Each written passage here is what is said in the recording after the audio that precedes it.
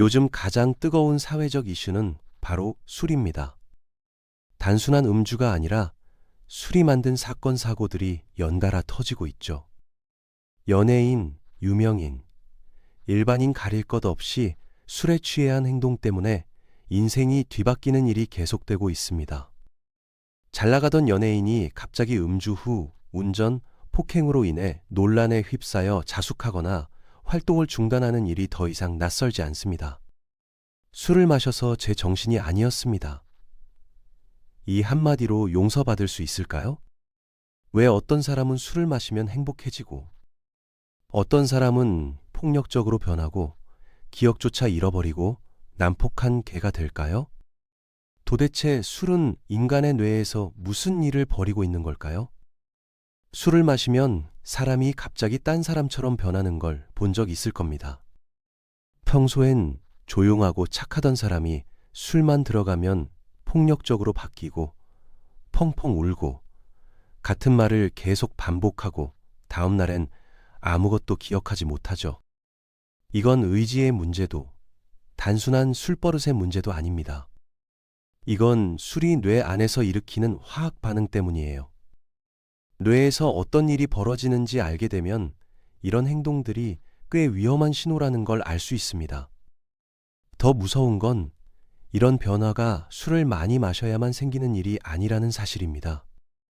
한두 잔만 마셔도 술은 몸을 지나가면서 뇌의 안전장치를 하나씩 꺼버립니다.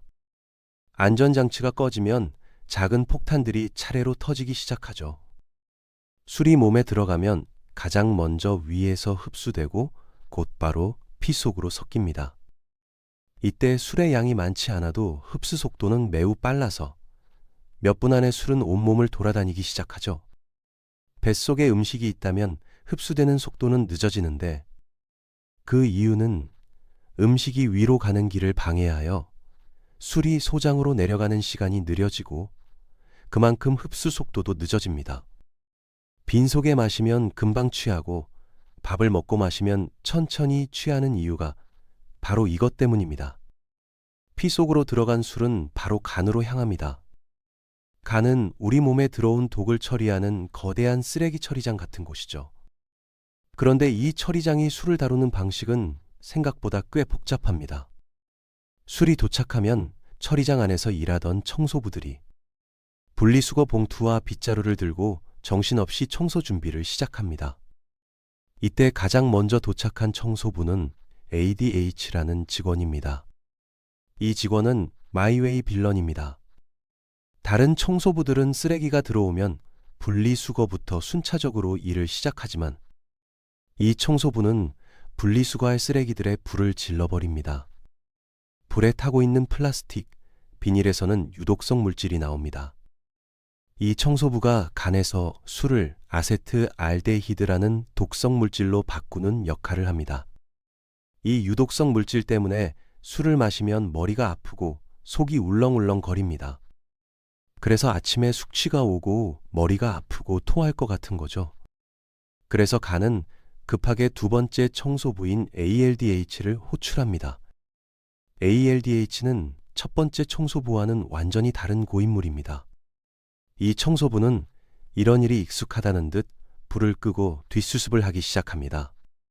쓰레기장 전체에 퍼진 독가스는 점점 사라지고 공기는 다시 깨끗해지기 시작하죠.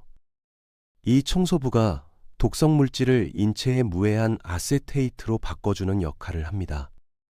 이 고인물 청소부 덕분에 우리 몸도 조금씩 편안해지고 독성도 줄어듭니다. 고인물 청소부가 있다고 해서 우리 몸이 술을 마셔도 항상 안전한 건 아닙니다. 왜냐하면 사람마다 이 두 청소부의 숫자와 능력치가 모두 다르기 때문이죠. 그래서 술을 마셨을 때 나타나는 반응도 사람마다 완전히 달라지는 겁니다. 간 속에 빌런 청소부가 많은 사람은 술을 마시자마자 독성 배기가스 같은 물질이 엄청난 속도로 쌓이게 됩니다. 얼굴이 금방 빨개지고 심장이 두근거리고 속이 울렁거리게 되는 거죠. 이런 사람은 술이 안 받는다고 생각합니다. 반대로 고인물 청소부가 많은 사람은 독성 물질을 빠르게 없애기 때문에 술을 마셔도 큰 증상을 느끼지 않습니다. 얼굴색도 변하지 않고 속도 불편하지 않으니 술이 잘 맞는다라고 생각하게 됩니다. 하지만 여기엔 함정이 있습니다. 술을 빨리 처리할수록 몸은 그 속도에 맞춰 더 많은 술을 요구하게 되고 점점 더 많은 알코올을 견딜 수 있게 바뀌는, 즉 내성이 생기는 구조가 되어버립니다. 겉으로 멀쩡해 보이지만 간에서는 청소부들이 야근에 야근을 거듭하며 몸이 점점 술에 익숙해져 버리는 거죠. 결국 술이 잘 맞는다는 말은 좋은 게 아니라 몸이 술에 지나치게 적응해 버렸다는 신호일 수 있습니다. 문제의 핵심은 술이 뇌에 들어가는 순간부터 본격적으로 시작됩니다. 술 분자는 정말 작아서 뇌를 보호하는 방어막도 그대로 통과해 버립니다. 다른 위험한 물질은 못 들어오지만 술은 방어막 작은 틈 사이로 진입해 뇌로 들어가 버립니다. 뇌로 들어간 알코올이 제일 먼저 건드리는 곳은 전두엽입니다. 전두엽은 우리가 평소에 이건 하지 말자, 지금은 참아야지, 이건 위험해, 당장 멈춰라고 판단하게 해주는 필터이자 브레이크 같은 역할을 합니다. 그런데 술은 이 전두엽의 스위치를 하나씩 끄기 시작하며 결국엔 다 꺼버립니다. 술의 양이 많아질수록 전두엽은 작동을 멈추게 되고 그 순간 말과 행동을 제어하는 브레이크 시스템이 전부 고장나는 겁니다. 감정을 담당하는 편도체도 전두엽이 꺼지면 갑자기 폭주하기 시작합니다.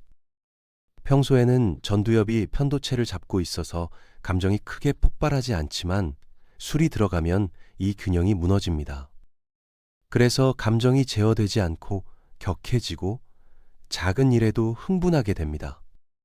그래서 갑자기 화를 내고 울고 시비를 걸고 엉뚱한 행동을 하고 위험한 선택을 하게 되는 겁니다. 생각은 멈추고 감정은 주체할 수 없는 상태가 됩니다. 이 상태를 술 마시면 개 된다라고 말합니다. 여기서 또 다른 문제가 발생합니다. 바로 도파민 회로입니다. 도파민은 우리가 기쁨을 느낄 때 분비되는 행복 신호 같은 물질입니다. 술은 이 도파민을 폭발적으로 만들어냅니다.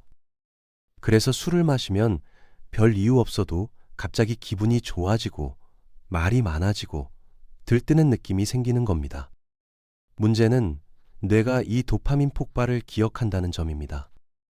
뇌는 술 마시니까 기분 좋았지 라고 저장해 두고 그 기억을 이용해서 술을 다시 찾게 만드는 회로를 만들기 시작합니다. 이것이 중독의 시작입니다. 여기에 더해 술은 엔돌핀이라는 물질도 함께 늘립니다. 엔돌핀은 우리 몸이 만들 수 있는 자연 진통제 같은 것으로 많이 나오면 몸이 편안하고 마음도 편안해지죠. 술은 도파민과 엔돌핀을 동시에 증가시키기 때문에 짧은 순간 행복감이 폭발합니다. 그래서 많은 사람들이 힘들거나 우울할 때 본능적으로 술을 찾게 되는 겁니다. 뇌가 이거 마시면 잠깐이라도 편해질 거야 라고 기억해 두기 때문이죠. 이 과정이 반복될수록 뇌는 점점 더 극단적인 방식으로 적응합니다. 뇌는 술이 들어오면 항상 기분이 좋아지니까 평소에는 조금 줄여놓자 라고 판단합니다. 그래서 평소에 있어야 할 도파민과 엔돌핀을 의도적으로 줄이기 시작하죠. 그 결과 술을 마시지 않는 날에는 이전보다 훨씬 더 불안하고 짜증이 늘고 기운이 없고 마음이 가라앉습니다. 잠도 잘 오지 않고 어떤 일을 해도 재미도 없고 의욕도 사라지게 됩니다. 이 시점부터는 술 없는 상태가 오히려 비정상으로 느껴지기 시작합니다. 몸은 편안함을 되찾기 위해 다시 술을 원하고 술을 마시는 순간만 잠깐 균형이 맞는 것처럼 느껴지는 악순환이 생기죠. 결국 술이 뇌의 기본 작동 방식을 완전히 다시 세팅해버리는 셈입니다. 2단계에 들어가면 문제는 더 이상 의지로 해결되는 게 아닙니다. 뇌회로 자체가 술을 기준으로 움직이기 때문에 스스로 멈추고 싶어도 내가 계속 술을 찾게 만드는 구조가 되어버리는 겁니다. 그렇다면 술을 어떻게 끊을 수 있을까요? 술을 끊는 과정은 절대 단순한 의지 싸움이 아닙니다. 하지만 방법을 제대로 알고 뇌의 변화를 이해하며 접근하면 훨씬 더 수월해질 수 있습니다. 술을 끊으려면 일단 술을 마시게 만드는 상황을 멀리해야 합니다. 술자리, 술 파는 장소, 밤늦은 시간, 외로움이나 스트레스 같은 감정. 이런 조건들이 모이면 뇌는 자동으로 술 마실까? 라는 신호를 보내거든요. 이 연결고리를 끊는 것이 첫 번째입니다. 가족이나 친구에게 술을 줄인다고 말하는 것만으로도 성공 가능성이 크게 올라갑니다. 평소 가던 술 모임에서 잠시 쉬거나 직접 운전을 해서 술 마실 수 없는 상황을 만드는 것도 좋은 전략입니다.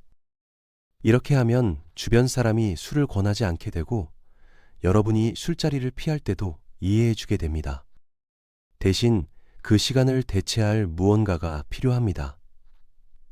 새로운 취미 활동을 만드는 것도 좋습니다. 저녁마다 술을 마시던 시간을 산책으로 바꾸거나 운동을 하거나 새로운 취미를 시작하는 것도 좋습니다. 술집 대신 카페, 서점, 영화관 같은 루틴을 바꾸는 것만으로도 뇌는 새로운 회로를 만들기 시작합니다. 그리고 꼭 기억해야 할 것은 작은 성공도 스스로 칭찬해야 한다는 겁니다. 하루 금주했다면 그건 이미 큰 성취입니다. 술을 끊는 건 인생 전체를 바꾸는 엄청난 선택이기 때문에 스스로에게 너무 엄격할 필요는 없습니다.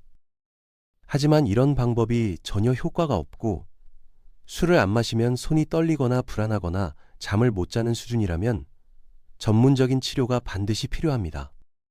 알코올 중독 상태에서 술을 갑자기 끊으면 뇌는 혼란에 빠집니다. 평소에 술에 맞춰 뇌를 세팅해 놓았는데 술이 없어지면 뇌가 과열되기 시작하고 심하면 발작 환각까지 옵니다. 이게 바로 금단 증상입니다. 해독 자체는 며칠이면 가능하지만 뇌가 원래 상태로 회복되는 데는 몇 달에서 길게는 수년이 걸립니다. 이 과정에서 우울, 불안, 무기력, 불면 등이 계속될 수 있습니다. 하지만 희망적인 사실이 있습니다. 우리의 뇌는 스스로 회복할 수 있는 능력을 가지고 있다는 겁니다.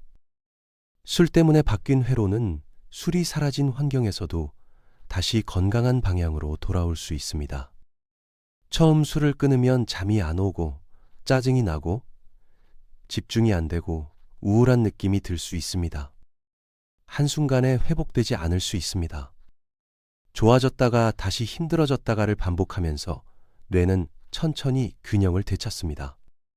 술은 잠깐의 즐거움을 주지만 결국 뇌의 균형을 무너뜨리는 대가를 요구합니다. 하지만 뇌는 그 어떤 손상도 다시 회복할 수 있는 놀라운 힘을 가지고 있습니다. 중요한 건 첫걸음을 내딛는 것, 그리고 그 시간을 버티는 용기입니다. 당신의 뇌는 술 없이도 충분히 잘 작동할 수 있고 술 없이 살아가는 삶은 생각보다 훨씬 더 평온하고 건강하고 가치 있는 삶이 될 겁니다.